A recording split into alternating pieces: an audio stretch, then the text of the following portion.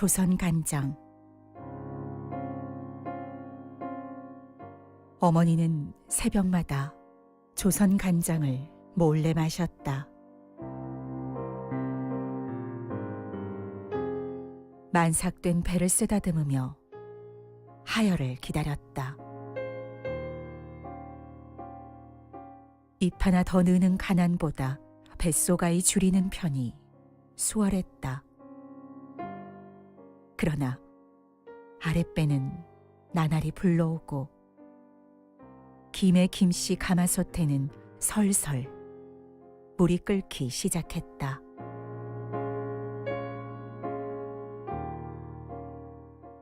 그날 누군가 바깥 통정을 살폈다. 강보의 사인아기는 윗목에서 마냥 울기만 하였고 아랫마을 박씨는 아직 오지 않았다. 고추 달린 덕에 쌀 몇 가마니 더 받게 되었다. 그러나 핏줄과 인연이 무엇인지 눈치챈 누나는 아기를 놓지 않았다. 굶어도 같이 굶고 살아도 같이 살자는 어린 딸이 눈물로 붙들어 매었다. 어머니는 젖을 물렸다. 어머니 젖에서는 조선 간장 냄새가 났다.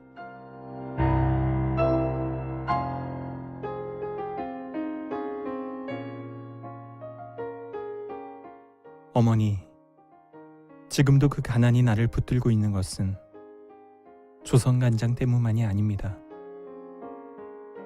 지금도 그 핏줄이 나를 놓지 않는 것은 눈물 때문만이 아닙니다. 그것은 어머니만 아십니다. 오늘 당신 영정 앞에서 남몰래 흘리는 눈물이 조선 간장보다 더 짜고 고독한 것을.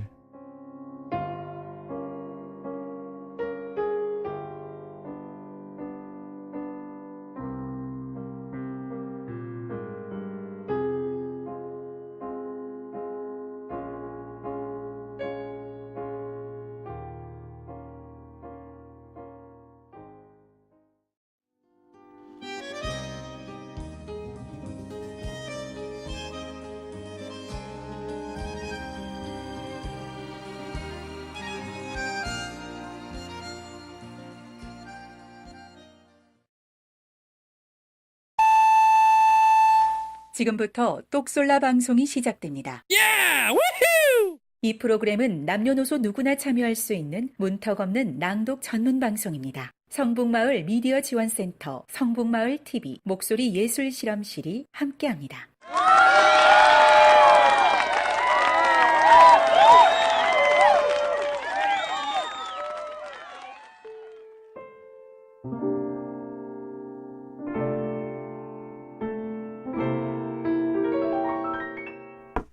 똑똑 솔깃한 라디오.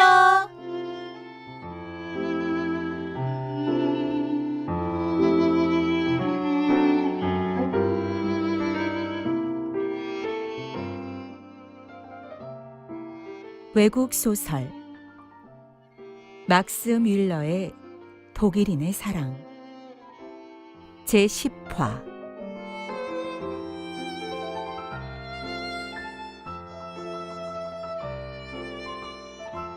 일곱 번째 회상. 친구와 팔짱을 끼고 티롤의 산과 계곡을 거니는 것은 삶의 활기와 기쁨을 되찾는 더없이 좋은 휴양이다. 그러나 혼자 외로이 상념에 젖어 그곳을 거니는 것은 시간 낭비며 남는 건 피로뿐이다. 푸른 산, 어스름한 계곡, 맑은 호수, 웅대한 폭포. 내가 그것들을 보는 것이 아니라 그것들이 나를 보고 웬 인간이 혼자 어슬렁거리나 이상히 여기는 듯했다. 세상 그 누구도 아닌 바로 내 곁에 머물렀으면 하는 단 한 사람을 잃은 채 이렇게 혼자라는 사실이 가슴을 죄어들게 했다. 난 매일 아침 생각에 잠겨 눈을 떴다.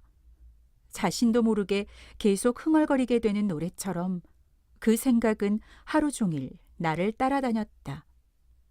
온종일 걷고 또 걷다 해가 져서야 숙소로 돌아와 지친 몸으로 주저앉으면 사람들은 고독한 나그네를 묘하게 쳐다보았다. 그러면 고독한 나를 아무도 보지 못하는 어두운 밖으로 나왔다가 밤이 깊어진 뒤 살그머니 숙소로 돌아가 침대에 몸을 눕히곤 했다. 잠이 들 때까지 슈베르트의 그대 없는 곳에 행복이 꽃피리니의 멜로디가 가슴에서 울렸다. 찬란한 자연을 즐기고 환호하며 웃고 떠드는 무리들과 마주치는 일이 싫어. 결국 낮에는 자고 밤에는 달빛에 기대 여기저기 돌아다녔다. 그때 나를 뒤쫓아와 나의 상념을 산만하게 어지럽히는 어떤 감정이 있었다. 그것은 공포였다. 길도 모르는 산을 달밤에 혼자 걸어보라.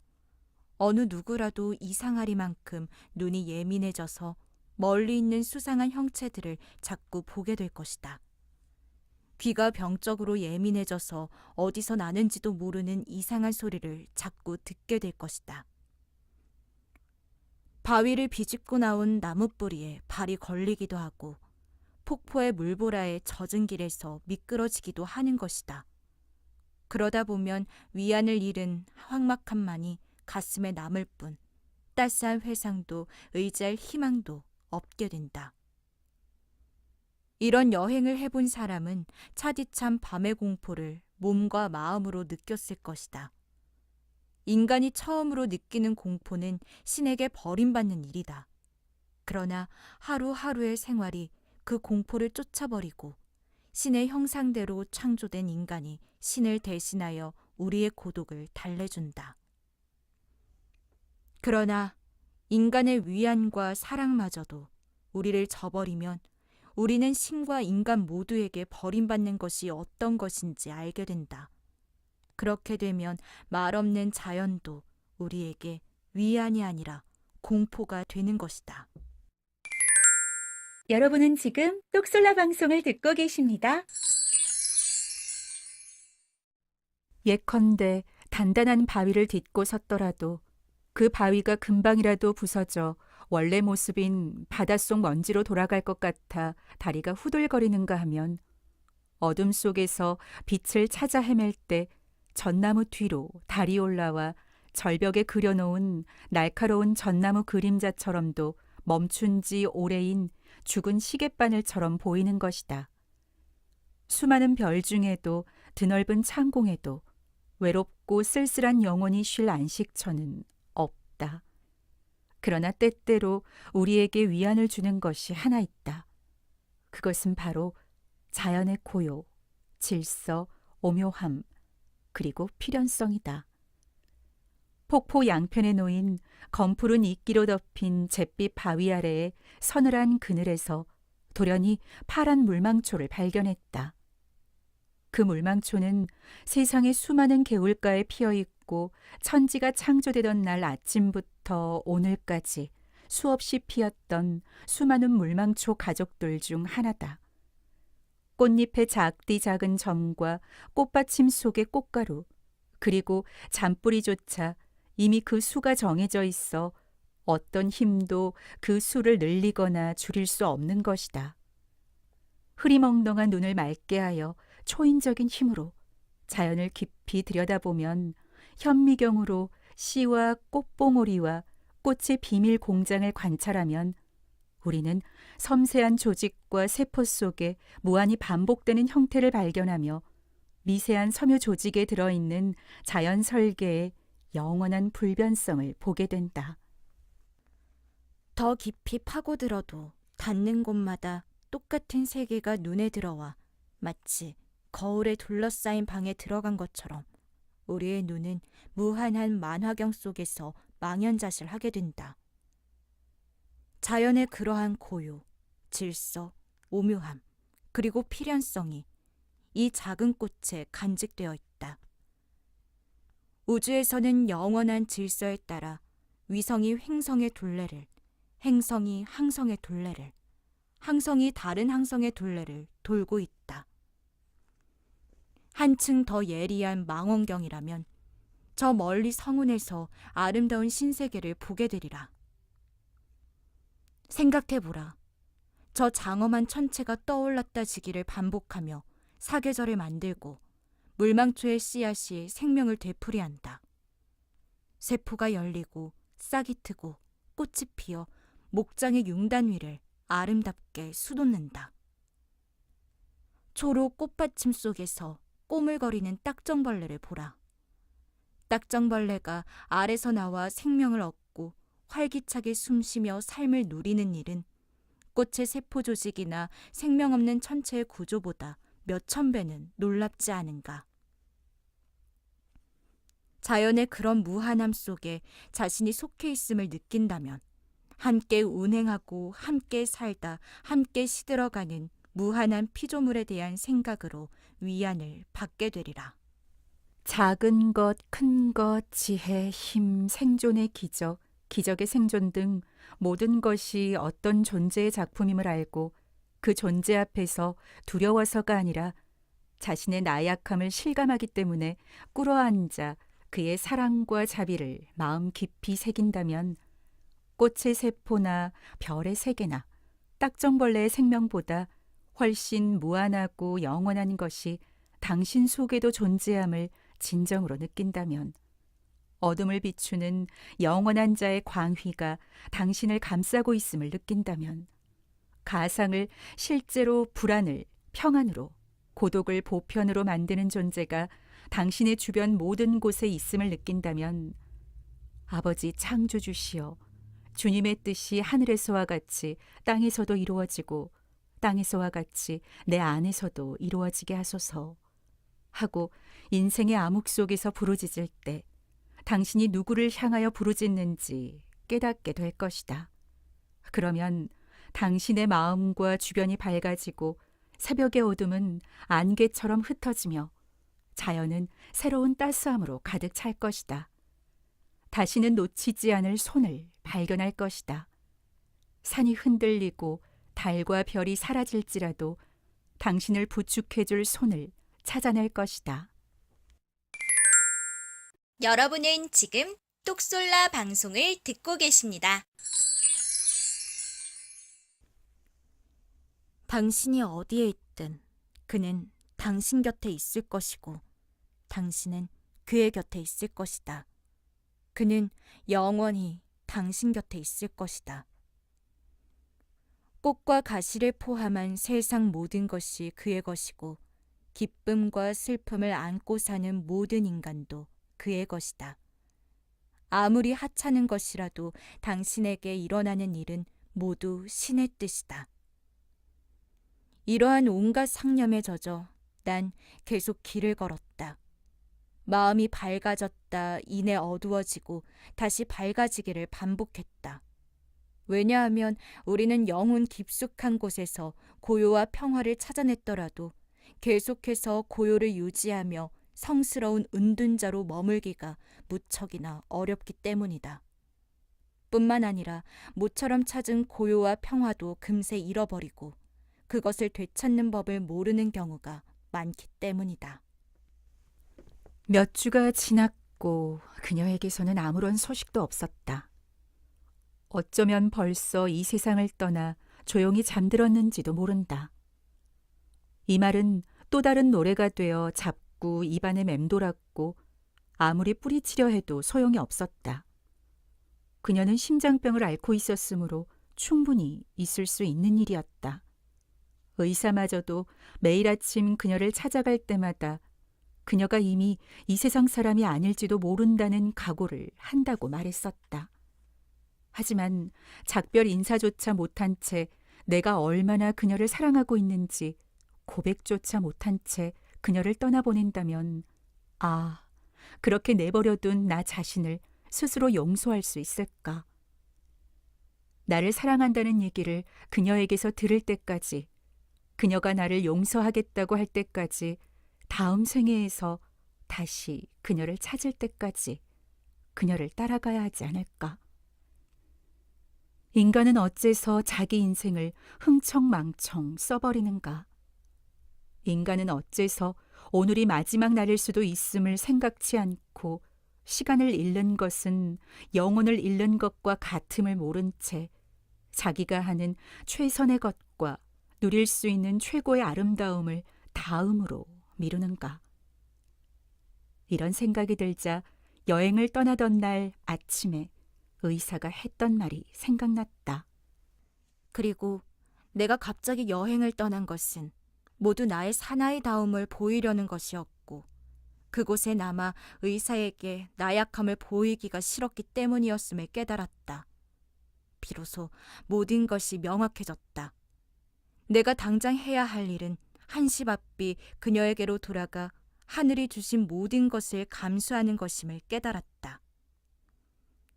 돌아갈 계획을 세우는데 하루라도 빨리 시골로 요양을 가야 한다던 의사의 말이 벼랑간 생각났다.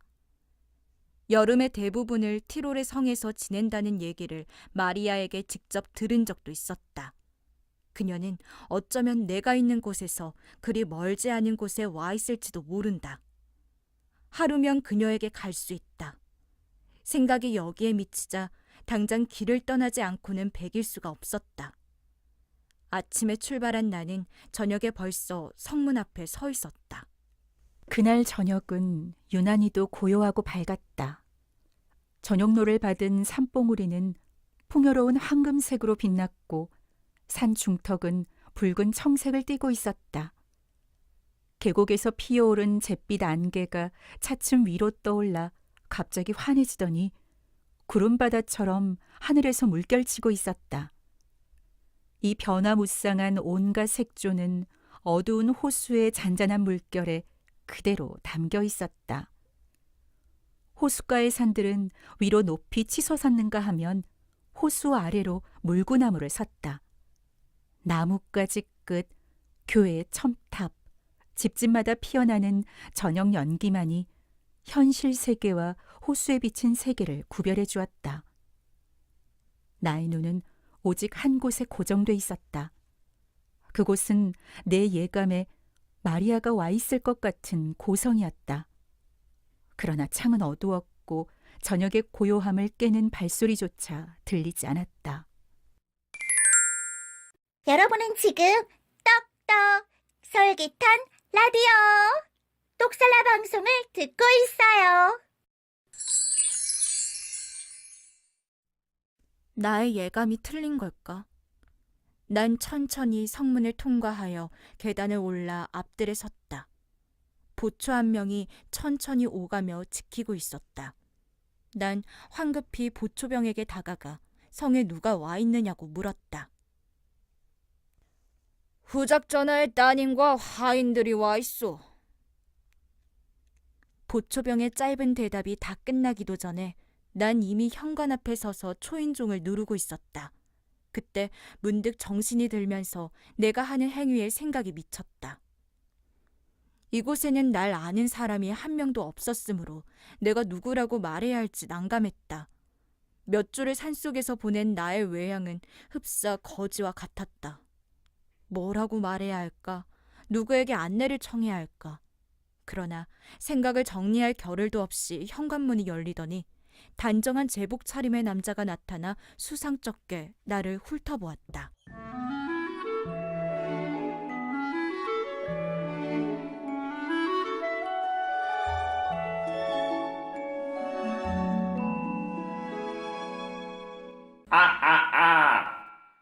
여러분은 지금 똑솔라 방송을 듣고 계십니다. 이 프로그램은 남녀노소 누구나 참여할 수 있는 문턱 없는 낭독 전문 방송입니다. 아이고, 그리고 성북마을 미디어 지원센터, 성북마을TV, 목소리 예술 실험실이 함께합니다.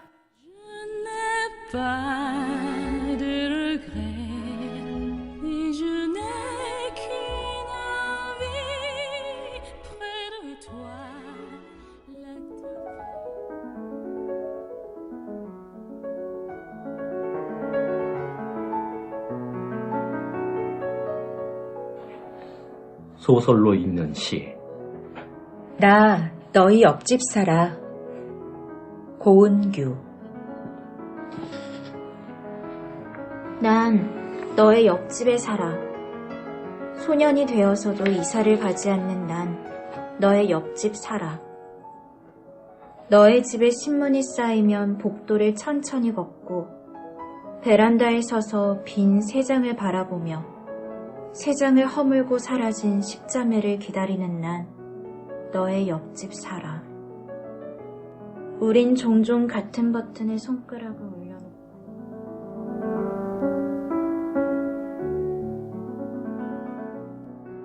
남자는 전자레인지 앞에서 음식을 데우고 있었다. 20살이나 됐을까? 그는 방범용 비디오폰으로 봤을 때와는 다르게 앳된 얼굴이었다. 깁스를 한 왼쪽 팔에는 파란색으로 쓴 글자들이 빼곡하게 적혀 있었다. 힘들 때 꼭 전화해. 사랑해. 전자레인지에서 음식을 꺼내던 그가 무심히 나를 돌아보았다. 나는 편의점을 나섰다. 모처럼 홀가분한 기분을 느꼈다. 출장 때문에 3주 가까이 집을 비워야 했다. 나는 부엌 가구를 만드는 회사에 근무했는데 회사에서 시키는 일이 법망을 벗어나지 않는 이상 큰 불만을 드러내지 않고 해내는 편이었다. 팀장은 K시에 지점을 하나 더 열게 되었다며 3주가량 지원 근무를 할 사람이 없느냐고 물었다. 동료들은 딴청을 부렸지만 난 출장을 가겠다고 말했다. 단조로운 날들이었다. 그리고 눈 깜짝할 사이 3주가 지나 집으로 다시 돌아왔다. 난 소파에 기대앉아 캐리어를 물끄러미 보았다. 어쩐지 캐리어가 불행해 보인다고 생각했다. 복도에서 인기척이 났다. 무엇인가 바닥에 떨어지는 소리 같기도 했다. 내 몸이 스프링처럼 튀어올랐다. 방범용 비디오폰의 버튼을 눌렀다. 후드티를 입은 남자가 바닥에 떨어진 것을 검은 봉투에 주워 담았다. 남자의 왼손은 깁스가 된 상태였다. 옆집에 도록 열리는 소리가 들렸고 센서등이 꺼졌다. 비디오폰에서 시선을 떼고 난 소리내 말했다. 드디어 이웃이 생겼네. 불행했던 기분이 감쪽같이 사라졌다. 이어 출장을 가던 아침 주차장에서 만난 나에게 집을 판 매도자 T 사장의 밝은 얼굴이 생각났다. 옆집이 나갔습니다. 어제 계약을 하고 갔거든요. 점잖은 분들이 이사를 오십니다. 나는 정말 다행이라고 응수해주고는 주차장을 빠져나갔다.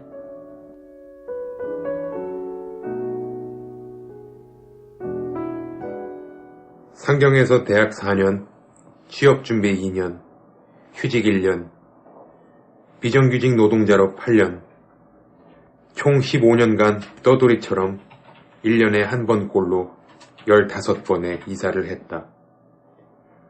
15명의 집주인을 만났고 개중 12명은 상식적인 사람들이었다. 그러나 나머지 3명은 다시 생각하고 싶지도 않은 삭막한 인간들이었다. 어느 날인가 계좌이체한 월세를 엑셀 파일로 정리한 적이 있었다. 합산한 돈이 꽤 큰 돈이라서 아깝다는 생각이 들었지만 곧 체념하고 말았다. 그 돈을 모았다 한들 내가 사는 도시에선 집을 살 수 없었다.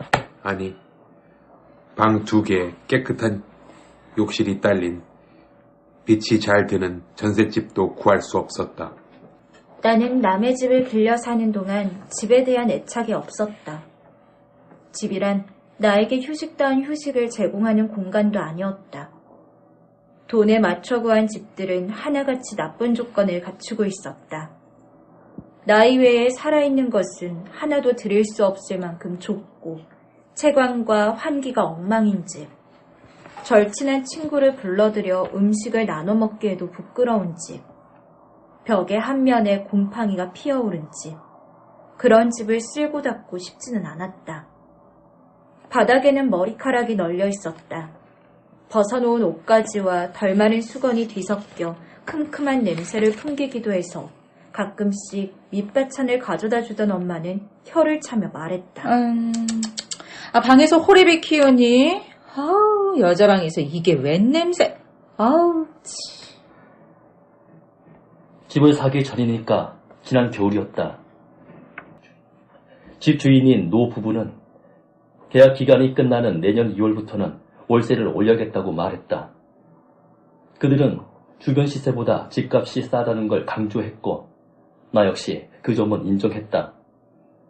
노 부부는 월세를 받아 생활했지만 어딘지 살림이 넉넉해 보이진 않았다. 갓 담근 김치나 해물파전 같은 것을 쟁반에 받쳐 다정한 인사와 함께 건넸다.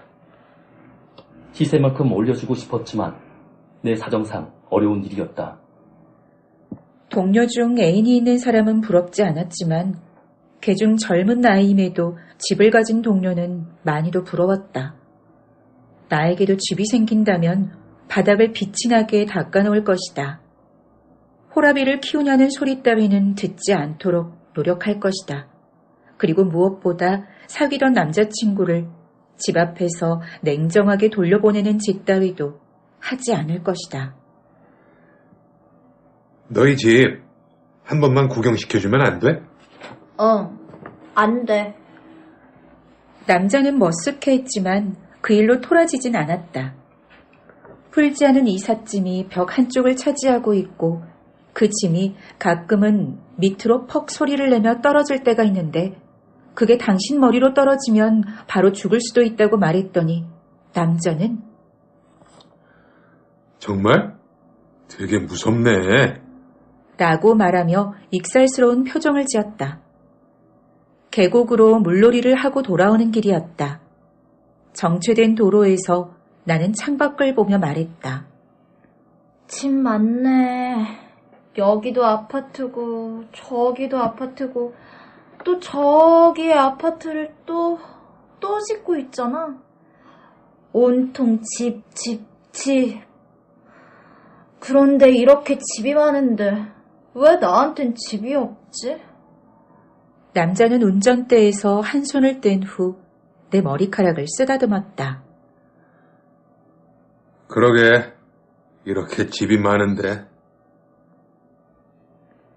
뭐가 재미있다고 우리는 왜 서로의 얼굴을 보고 웃었을까? 그리고 그렇게 다정했던 남자는 왜 나를 떠나 새 연인에게 갔을까? 왜 나를 떠나 새 연인에게 갔을까? 새 연인이 어떤 여자인지 알고 싶지는 않았다. 그러나 가끔 궁금할 때가 있었다. 남자는 물었을까? 나 너희 집에 가보고 싶어. 새 연인은 답했을까? 안 돼. 라고. 아니, 절대로 그러지 않았을 거라고 나는 확신해버렸다. 그냥 그렇게 믿는 게 남자를 잊는 데 도움이 되었다. 나는 집을 사기로 했다. 결정적인 계기가 된 것은 팀장의 지시로 경기도 모처로 내달렸다가 만난 폭설 때문이라고 해두자. 빈판길에서 급브레이크를 밟아 바퀴가 헛돌다가 전선을 넘어갔고 세워둔 승용차를 2대나 잇따라 들이받은 후 멈췄다. 순간 10개의 손가락을 머리카락 속에 쑤셔 넣고 한 5초쯤 비명을 질렀다. 마음이 진정이 됐을 때 그래도 이만하면 운수가 대통한 날이라고 생각하기로 했다. 다친 사람은 아무도 없었으니까. 보험회사 측 상담원은 갑작스런 폭설로 긴급 출동 서비스가 지연되는 사실을 알리며 늦은 조치에 대해 양해를 부탁드린다는 말을 거듭했다. 엎친 데 덮친 격으로 배터리까지 방전이 돼서 차 안에서 바들바들 떨어야 했다. 눈은 무섭게 내려 눈앞이 뿌였다. 난 차에서 내려 몇 번인가 넘어질 것처럼 비틀거리다가 어묵을 파는 포장마차 쪽으로 갔다. 손과 발과 입이 꽁꽁 얼어 있었다. 견인차를 기다리며 낯선 동네의 포장마차에서 어묵을 입에 물고 눈 내리는 거리를 물끄러미 보았다. 낯선 동네지만 언젠가 한 번은 와봤던 것 같았다. 그런데 뽀얀 시야를 뚫고 또렷하게 보이는 형광색 현수막이 나타났다. 시립주금 땡땡만원 28평짜리 내 집 마련. 나는 그 현수막이 운명처럼 느껴졌다. 꼬치를 입에 문 채 휴대폰 카메라로 플래카드를 찍었다.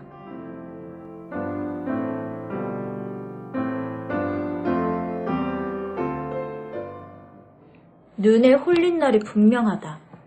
전화를 걸어 빌라의 위치를 확인하고 물어물어 찾아갔다.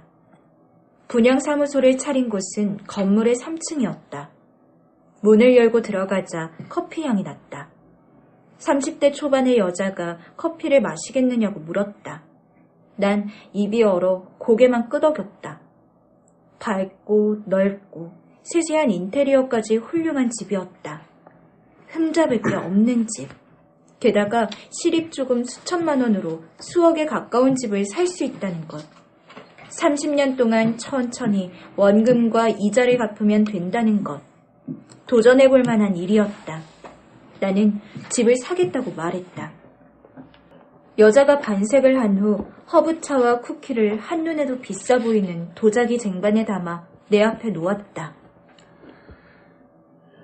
집을 보고 꼭 보름이 되던 날 매매 계약서를 작성했다.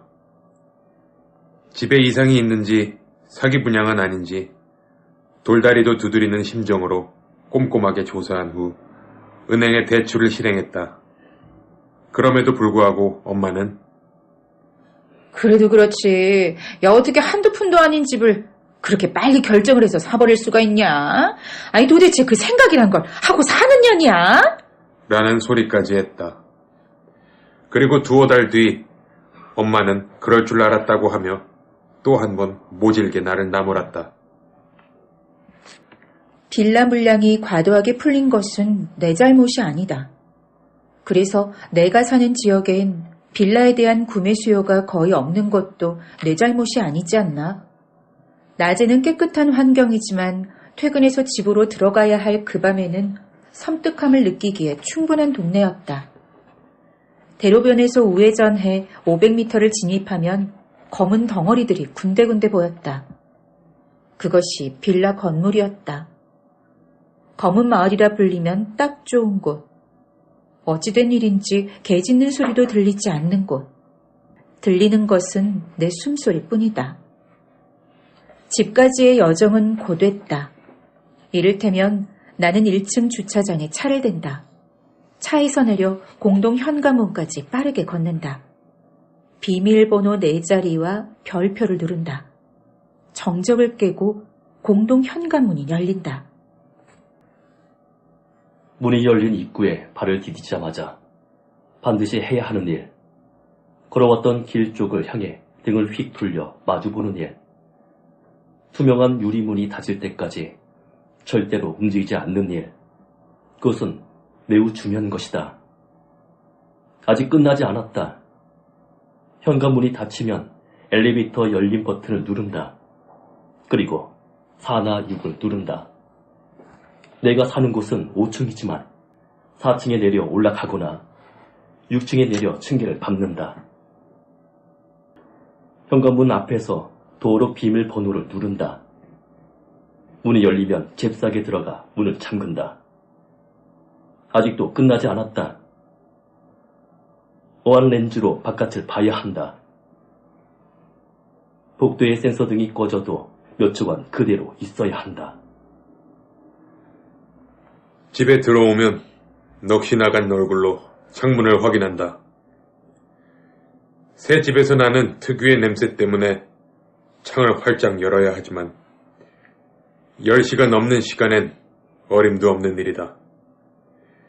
이렇게 꼬박 6개월을 살아야 했다. 한 달까지는 참을만 했는데 어찌된 일인지 시간이 지날수록 익숙해지지가 않았다. 아, 물론 건물에 혼자 살아 좋은 점도 있었다.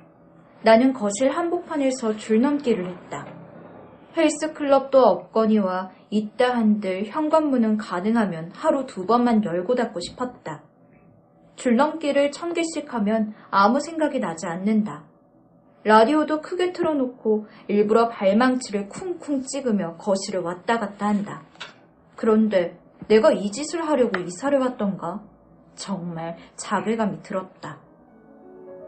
여러분은 지금 소설로 읽는 시, 나 너희 옆집 살아를 듣고 계십니다. 새벽에 한두 번씩 꼭 잠에서 깨어났다. 가수면 상태일 것이다. 내가 살고 있는 건물을 떠올린다. 12채의 집 중 11채는 비어있다. 옆 건물도 마찬가지고 그 옆의 건물도 모두 비어있다. 빈집엔 오직 어둠과 고요만이 살고 있다. 어둠과 고요에게도 숨소리가 있을까? 꿈인지 현실인지 모를 길을 더듬으며 나는 중얼거렸다. 어둠과 고요가 나를 핥듯이 바라보고 있다. 넌 여기서 무얼 하고 있는 거야? 그들은 그렇게 물었다. 잠에서 깨어났고 오줌이 마려웠지만 나는 날이 밝을 때까지 움직이지 않았다. 이사한 지 한 달이 지나고 2달이 지나고 3달이 지났을 때에도 입주하는 사람은 없었다. 넉 달이 지나고 5달이 지나도 역시 이웃이 생기지 않았다. T 사장의 얼굴이 하루가 다르게 수척해졌다. 동료 X는 말했다. 나는 그런 집에서 못 살아. Y가 어깨를 떠는 신용을 했다. 저도 못 살 것 같아요. 참, 지구대도 멀리 있다면서요, 선배님? 비밀번호 일주일에 한 번씩은 바꾸세요. 공동 현관문하고 집 문하고 모두. Z가 단호하게 고개를 저었다. 아이고, 무서운 게 뭔지 모르나 보네. 난 빈집에서 살고 싶어. 우리 아랫집이 진짜 무서운 거야. 툭하면 인터폰을 해서 의자 끌지 마라, TV 소리 줄여라. 심지어는 새벽엔 변기물도 내리지 말래. 똥 싸고 뚜껑만 덮어두라는 거야. Z의 말은 위로가 되지 않았다. 일요일 한낮에는 집을 보러 오는 사람들이 덜어 있었다. 낮은 밤과 달리 밝고 환했다. 어느 날인가 분양사무소로 쓰는 3층에 사람이 없다고 해서 돌아가려고 하는 사람들을 내가 붙잡은 적이 있었다. 저는 여기 5층에 입주한 사람인데요. 괜찮으시면 제가 집 구경을 시켜드릴까요? 그들은 고맙다고 말하면서 묘한 눈길로 나를 보았다. 그러거나 말거나. 난 우리 집을 포함한 12집의 문을 다 열 수 있었다. 비밀번호는 동일했으니까. 4321 그리고 별표. 이사 온 지 일주일이 조금 지났을 때 T 사장이 전화를 걸어왔다. 집을 보러 사람이 찾아갈 수 있으니 401호의 문을 좀 열어줄 수 있겠느냐는 거였다. 난 흔쾌히 그리 하겠다고 했다. 4321 별표였던 내 집 비밀번호는 3948-203841 별로 바뀌었다. 무슨 생각으로 만든 비밀번호였는지 지금은 기억이 안 난다. 규칙 없이 생성한 비밀번호 때문에 난 바로 집에 못 들어간 적이 여러 번이었다. 엄마 말이 일부 맞았다. 가끔 난 생각이란 걸 하지 않고 산다는 것. 아무튼 집을 보러 온 젊은 부부에게는 1시간이나 할애했다. 집 구조는 2종류였지만 전망이 궁금하다며 2층부터 7층까지 모두 둘러보았다. 급기야 내 집 화장실을 3번 쓰고 봉지 커피를 2잔씩 마시고 자신들 아기의 똥기저귀를 나에게 맡기고 갔지만 그들을 다시 볼 수는 없었다. 이것이 다 눈이 내리지 않았기 때문이라고 난 중얼거렸다. 불안은 불안을 키웠다. 검은 마을과 검은 그림자의 이미지는 생각할수록 으스스했다. 개 짖는 소리라도 들렸으면 좋겠다고 생각했는데 그 후 개 짖는 소리가 들리면 소름이 돋았다. 나를 골려주는 걸 좋아하는 제트가 말했다. 걔가 괜히 짖는 게 아니래. 걔들은 귀신을 본다잖아. 새벽에 그놈들이 심심해서 짖는 게 아니라는 거지. 어느 순간부터 검은 마을엔 개 짖는 소리가 잦았다.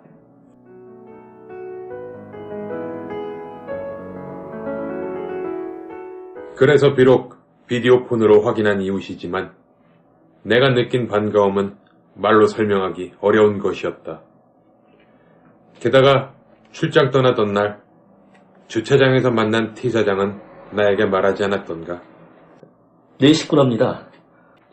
아들은 군에 갔지만 곧 제대를 할 거고 딸은 기숙사에 있어서 방학 때만 집에 있는다고 하더군요.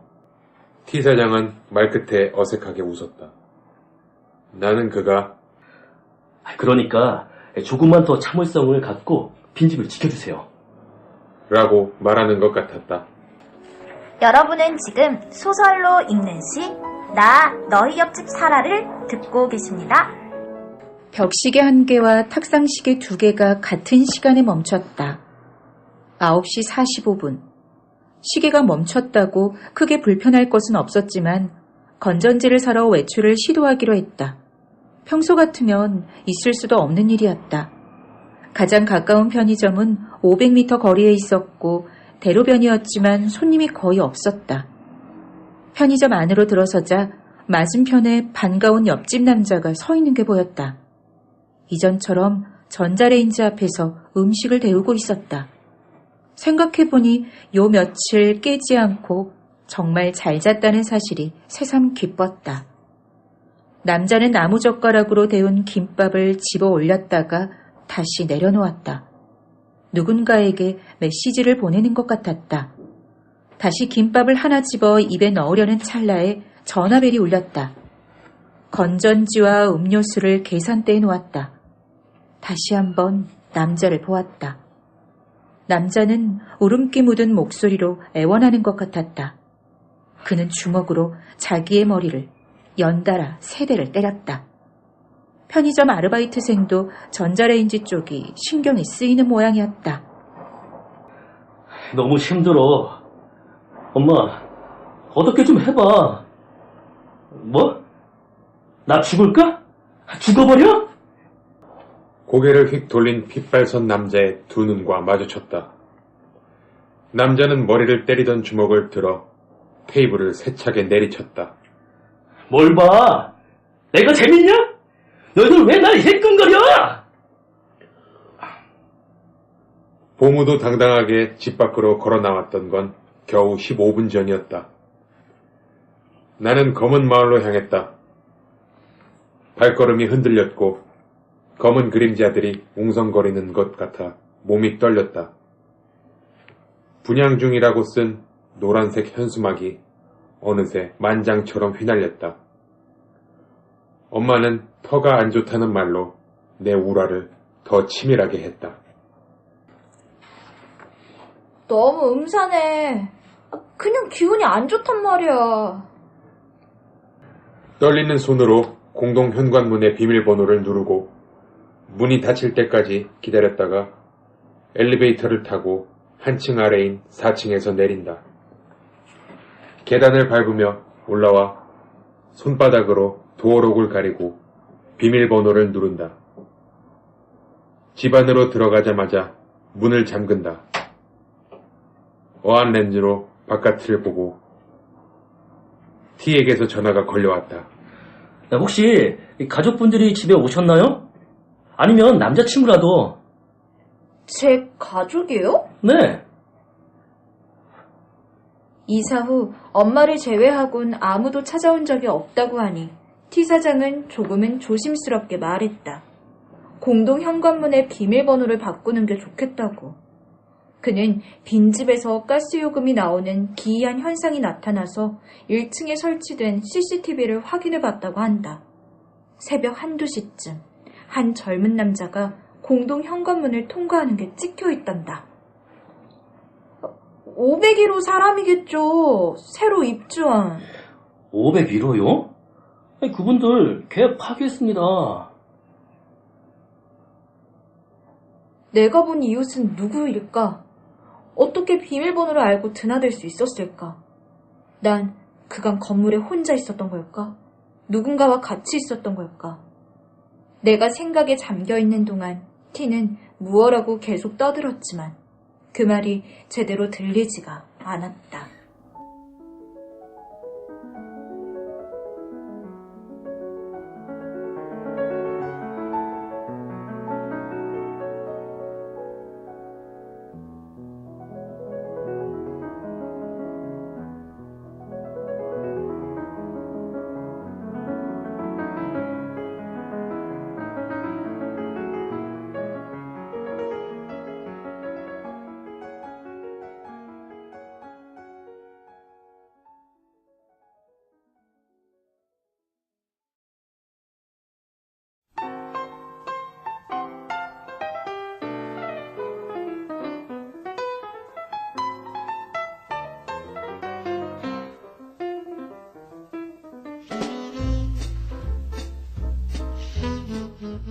여러분은 지금까지 똑솔라 방송을 들으셨습니다. 이 프로그램은 남녀노소 누구나 참여할 수 있는 문턱 없는 낭독 전문 방송입니다. 성북마을 미디어 지원센터, 성북마을 TV, 목소리 예술 실험실이 함께합니다.